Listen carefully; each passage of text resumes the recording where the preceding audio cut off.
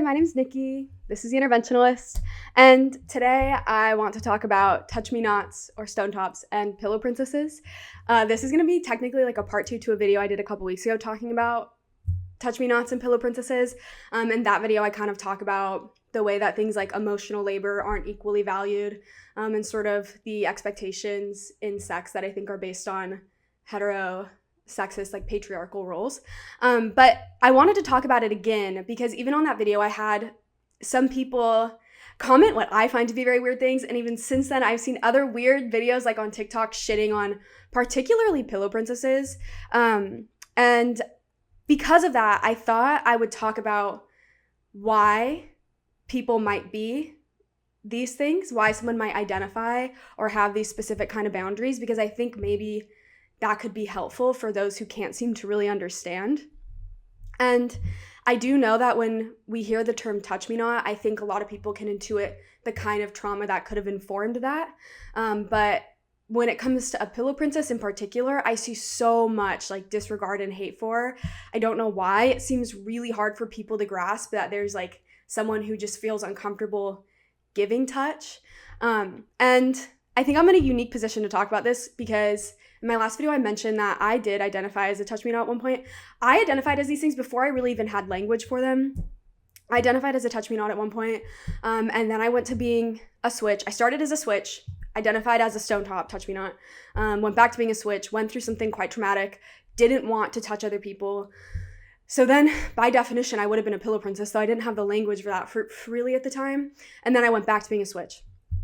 And because of that, I thought I would maybe just shed some light on why I had that experience, and also the people I've been with who've also been pillow princesses or touch-me-nots who've had different experiences for why they were those things. So for when I talk about having been a touch-me-not, that was trauma-informed for me. I think it's a pretty intuitive situation in my case. Like I was just in a situation where, I guess I'll say trigger warning because this is traumatic information, but nothing will be graphic or explicit, but this is a trigger warning.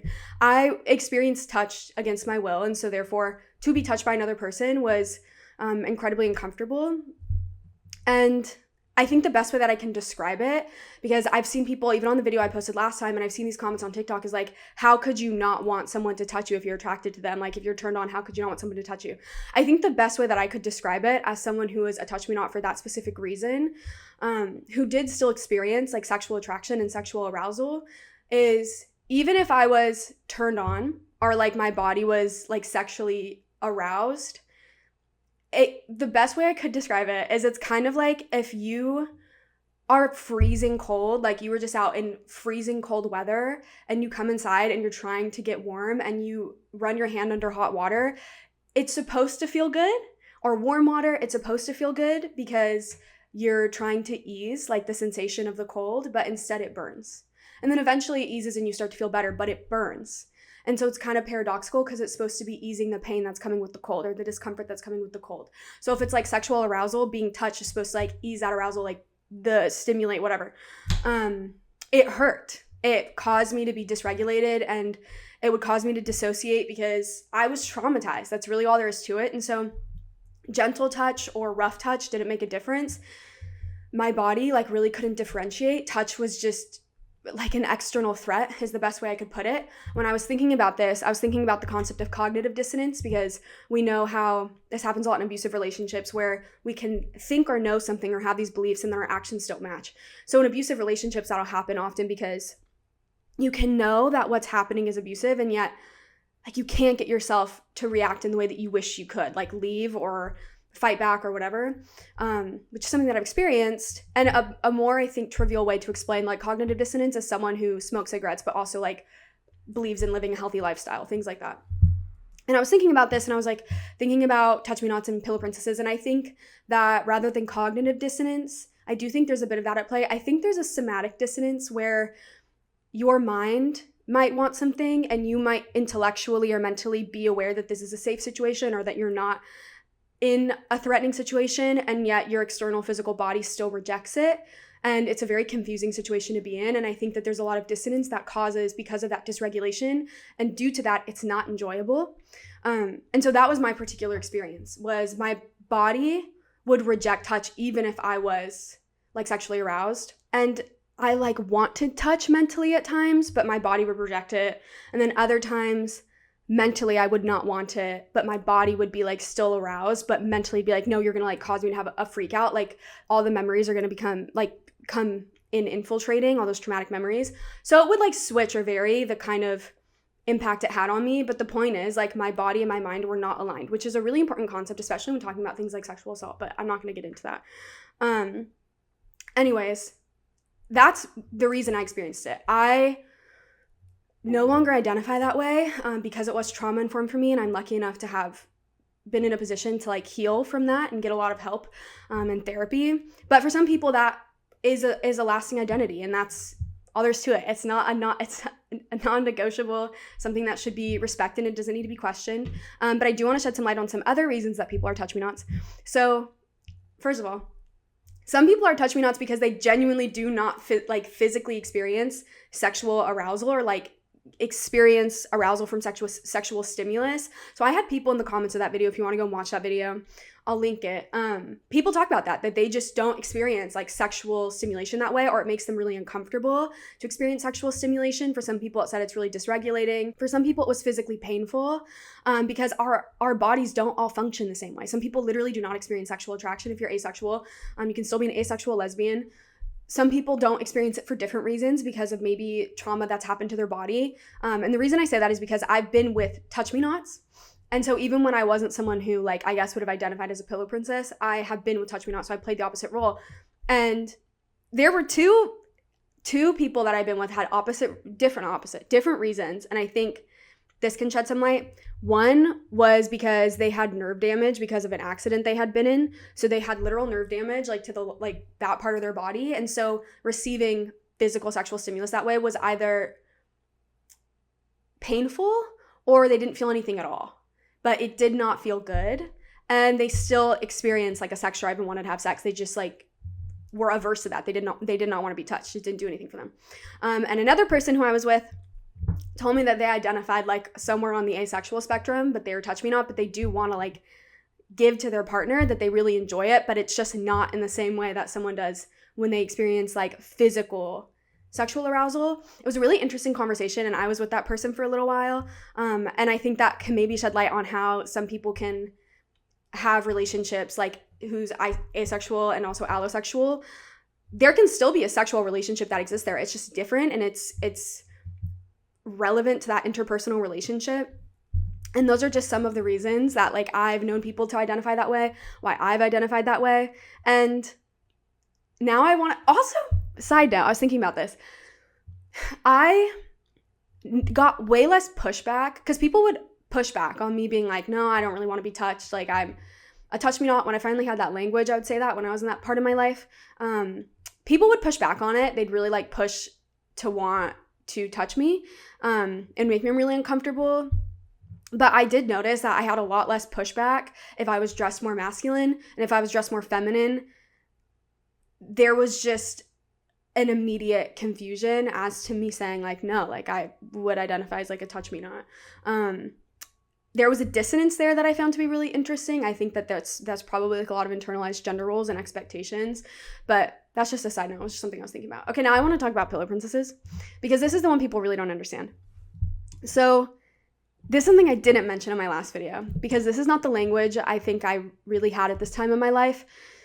Probably wouldn't have used, but I went through a period of time after getting out of an abusive relationship, my first relationship.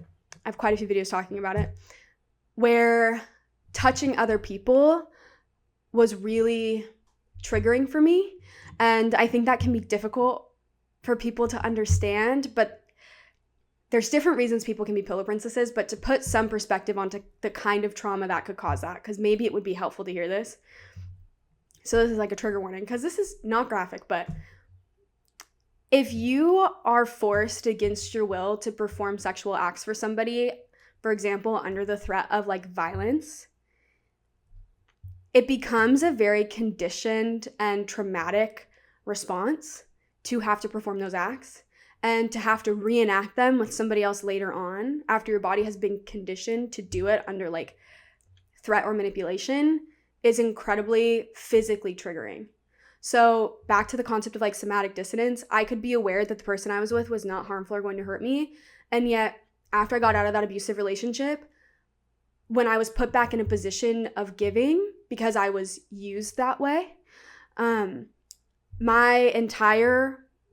would dissociate. That's all there is to it. I would completely dissociate. I would end up in like this weird, the best way I could put it is like trance-like state of just conditioned response of what I knew I was supposed to do for somebody, what I'd been like forced to do for a really long period of time, because that's what my abusive ex would do to me, would force me to do to her. And that's like heavy stuff, but I think it's important because people seem to not understand the specific kind of trauma that comes with pillow princesses, and I think that's why there's such a lack of understanding and such a heavy amount of judgment, especially related to someone's identity, just being like, if you're a pillow princess, you're gay, like if you don't want to do this, or if you're a pillow princess, you're not gay, if you don't want to do this, there's no way that you're actually gay. But the reality is you can want something and wish you were capable of it while your entire body still rejects it and is terrified of it. And that's like the core of trauma and dealing with trauma. And like a lot of the times, if you have sexual trauma, having sex again in any way that resembles sexual acts that were traumatic in the past, it's a reenactment of trauma. Like you are re-traumatizing yourself in some ways, and it's about whether or not you want to do that to work through it. And in some cases, no. Like just no, I don't want to do that. I don't want to re-traumatize myself to get back to, I don't know, wanting to do or not wanting to do certain things in sex. But I would dissociate. And I remember the first time that happened was the first time I was with someone after I went through my breakup with my abusive ex. There were like quite a bit of time had passed. I was seeing this girl and I just like completely dissociated. I went back to a state of just like, I can't even explain it. I don't know if I've ever dissociated the specific way that I did in that moment, but after it was done, I just was not there mentally. And it was not only confusing to me, but it was concerning to her. And then the next day we had a whole conversation about it because she watched me completely like shut down and brought up the fact that it felt like I was in this weird like trance. And I know that was probably uncomfortable to her. And I was also uncomfortable because I didn't know why that just happened. And I think she didn't really understand why that just happened. And we had a really long conversation about it. And she was actually the one who brought up the concept of pillow princesses. And we had become kind of good friends at this point. So I had confided in her a little bit. And she was the one who kind of gave me that language for this, which was helpful just because at that point I was like, I don't know what, like I was attracted to you. Like I want to be with you. I was like turned on by you, but I don't know why. Like usually I love to give. Like I don't know why that happened. And she was the one who kind of gave me the language.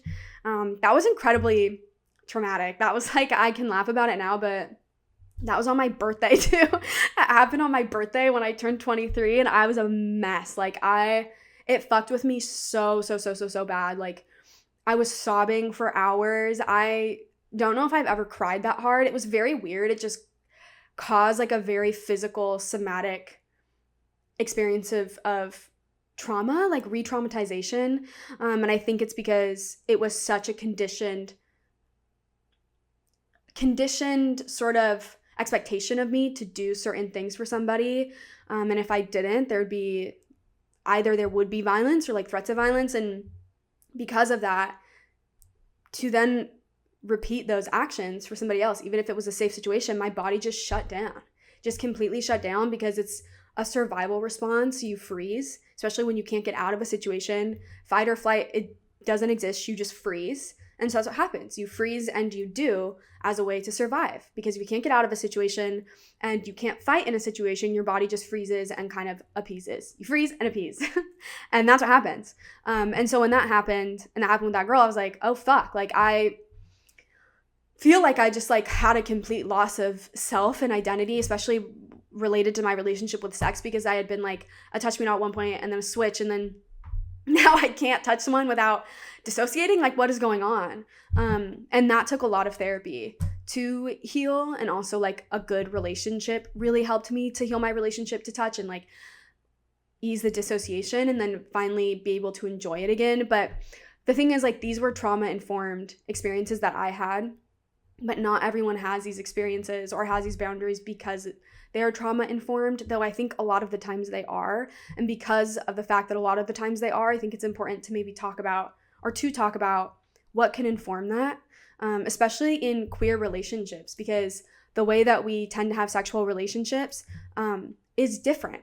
It's different. It's outside of the norm and the expected norm related to sex. And so therefore we should have a space to talk about it and talk about the specific ways that maybe trauma impacts our sexual dynamics that already look different than often the expected heteronormative dynamics. And because of that, there's things like touch me nots and pillow princesses, and people are like, there's too many words, there's too many labels. It doesn't matter about the word or the label. They're just descriptors. Like, it's just a word, a catch-all descriptor. You can get rid of the word and we can just say someone who's very uncomfortable with touch.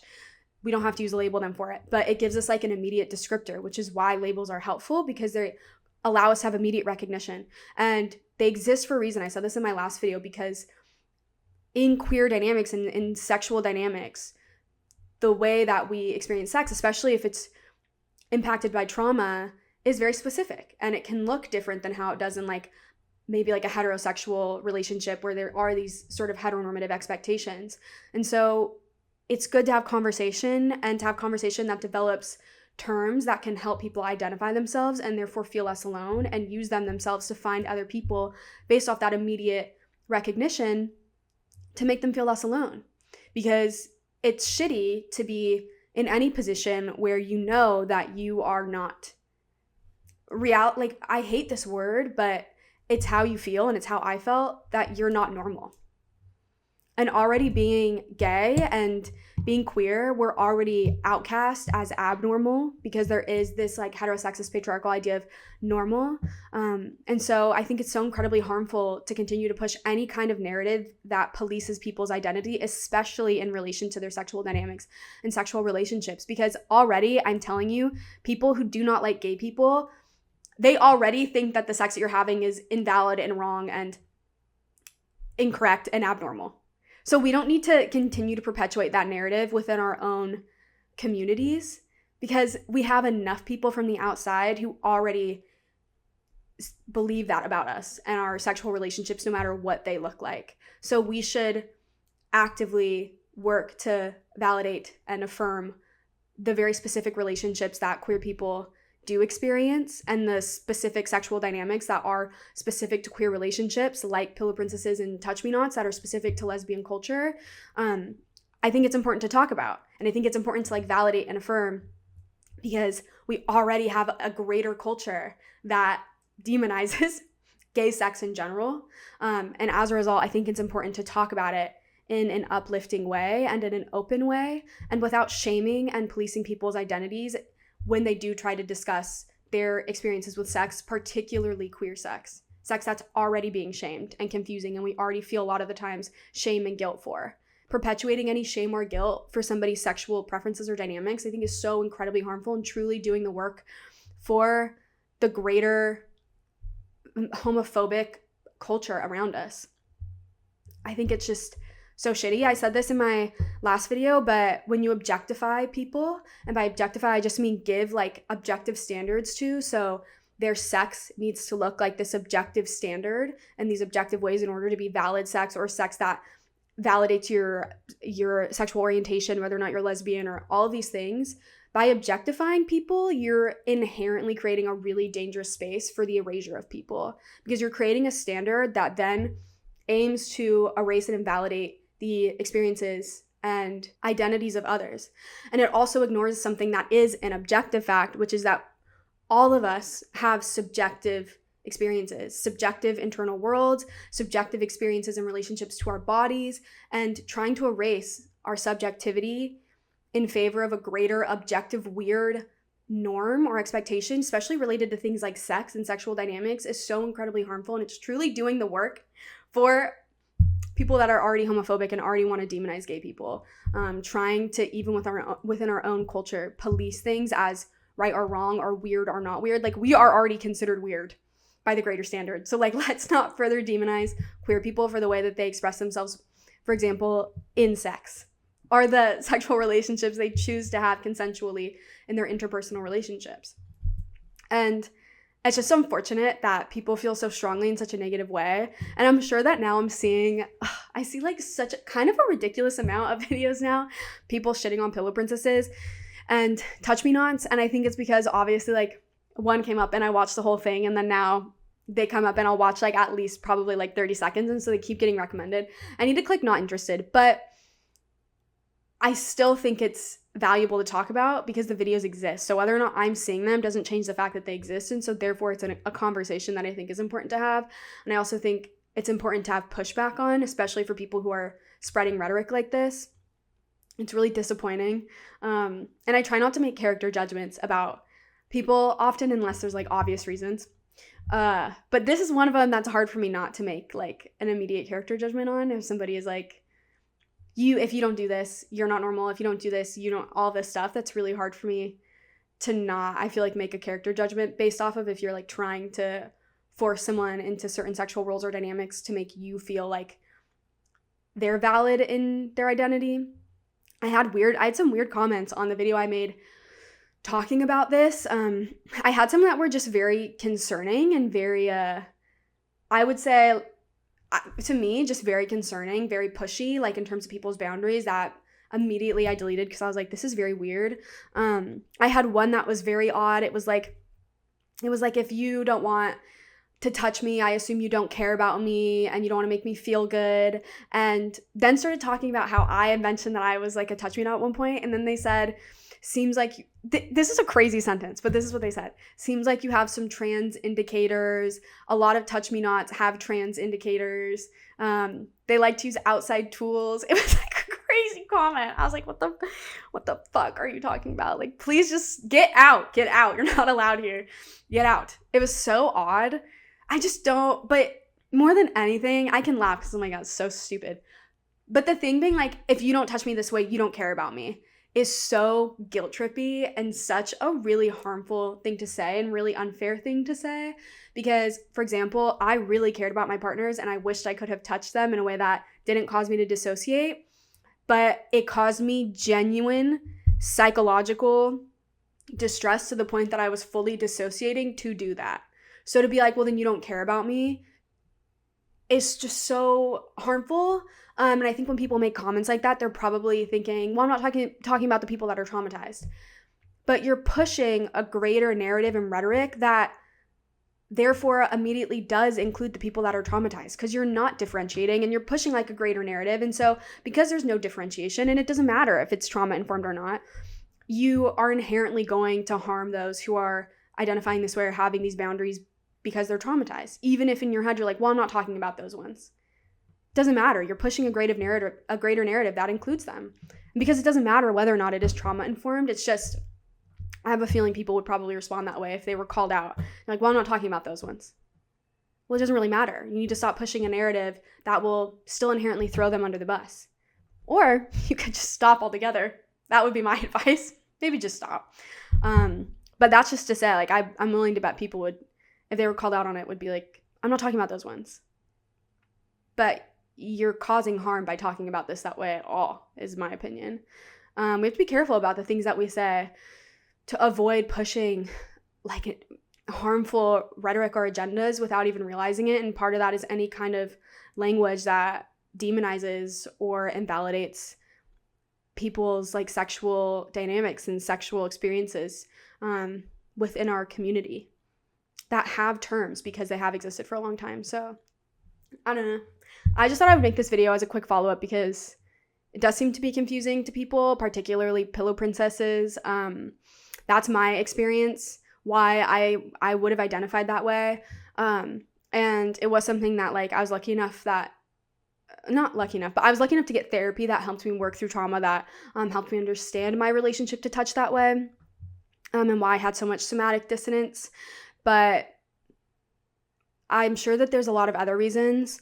I'm sure people are just uncomfortable or like whatever the reason, it doesn't really matter what the reason is. I think what matters most is that people are made to feel safe and comfortable in their sexual relationships. And if someone doesn't want to be with a pillow princess, they don't have to be with them. If they don't want to be with a touch me not, they don't have to be with them. But to demonize and guilt trip is so incredibly harmful and unfair. And what matters more than anything is that you feel safe in sexual situations and in your sexual relationships, and that you don't feel pressured to be anything that you're not. You don't feel pressured to put yourself through any kind of physical or psychological distress for the pleasure of another. And I'm so sorry if you've ever been made to feel that way. Truly, from the bottom of my heart, I am so sorry. I know how awful and disorienting and dysregulating and confusing that can be.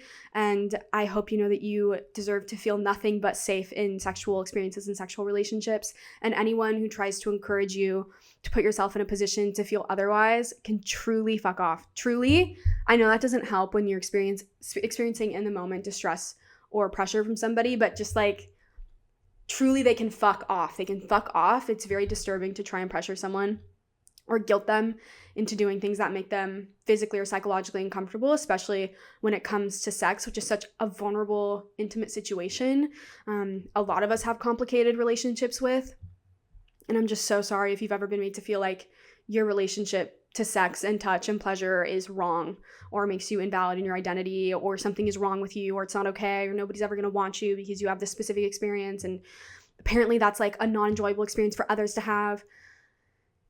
It's just not true. There's a reason that there's terms like stone top and pillow princess. If you're one or the other, there's people who exist as the opposite, the equal opposite. So you will find someone who is your match and who does find pleasure in that dynamic. As someone who has been on both ends, I did. So I'm a testament to that. I enjoy it. I found a lot of pleasure in being a stone top. And then before it was like trauma informed, when I was with Touch Me Nots and I was then playing the equal opposite, I enjoyed it. So I was then a pillow princess. I really enjoy being a switch. But that's evidence to tell you that people can enjoy those dynamics and find genuine enjoyment and sexual satisfaction. That's a testament. I hope that this can be a reminder. If you've never heard someone tell you that, I'm telling you, I've been in those situations. They are enjoyable and they can be fulfilling if you're with the right person. And anyone who tells you otherwise can just truly fuck off. There is giving in being a pillow princess, even if not everyone can understand why. I talk way more about that in my other video if you're interested. But the concept of giving and what that means, especially as a pillow princess and in that sort of sexual dynamic, the concept of emotional labor and the importance of it, it's talked about in that video. But the point is, it doesn't matter whether these identities are trauma informed or not. What matters the most is that they're respected, and they're not continuously painted in this pathologizing light or one that paints them as abnormal, because these terms exist for a reason. Like, this is not new, and even if it's new to someone and they've never heard that term and it's like, oh my god, there's so many, like, it's not new at all. And so I don't know, if someone ever tries to make you feel bad, they can fuck off. You deserve to have safe sex, and the most enjoyable sex for everyone involved is safe and psychologically safe sex. It's not enjoyable for anyone if their partner starts dissociating because they're traumatized. Take it from me. Like, that's a really confusing experience for both people. So I guess that's it. I don't want to ramble too much. I just wanted to share this and make sure that you know that you're completely valid in whatever your sexual identity is or your sexual preferences are, for whatever reason that they are. Doesn't matter. Whatever sex makes you feel the most comfortable, most safe is the sex that is valid and that matters and is what you should have and people should respect. And you just have to find the right partner that is a fit for it, a complement, you know? Not everyone will be a complement, but that doesn't mean there's anything wrong with your specific sexual experiences or sexual preferences.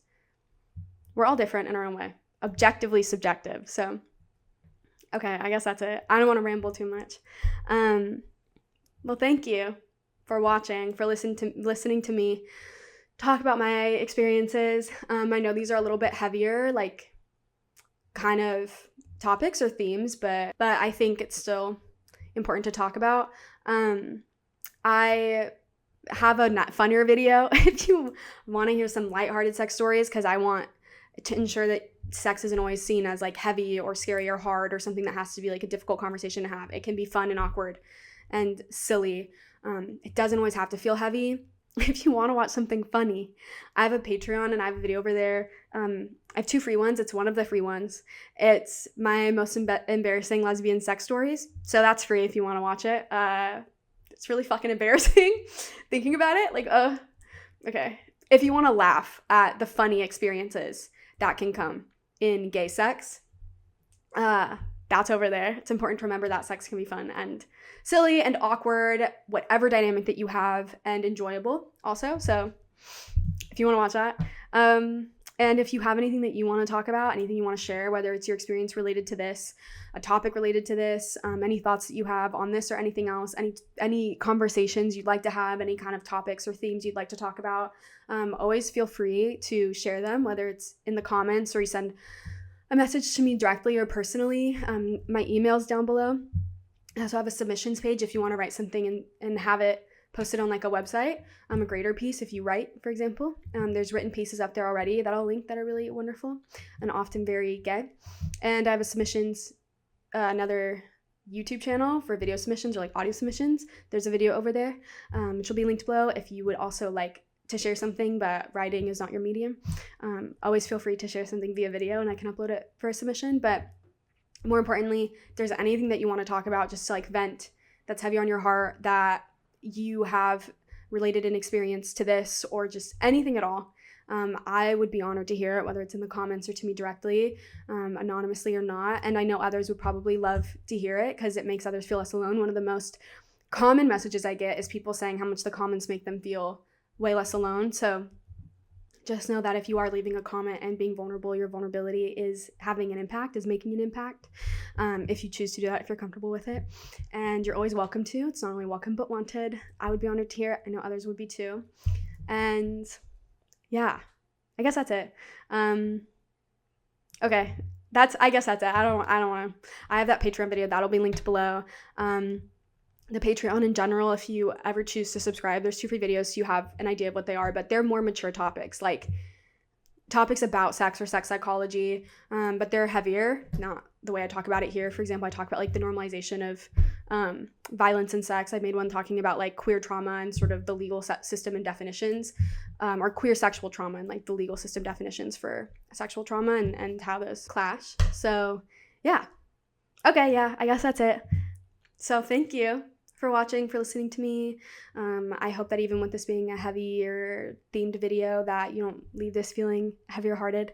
And I'm wishing you all the healthiest and funniest and most wonderful and pleasurable sex there is to have and the safest. And anyone who tries to make you feel uncomfortable for having sexual preferences or for not having them can fuck off. And I hope you can remember that. And I will see you in the next video. I hope you have a good rest of your day. Okay, I'll see you in the next video. I hope you have a good rest of your day, and thank you for watching. Bye.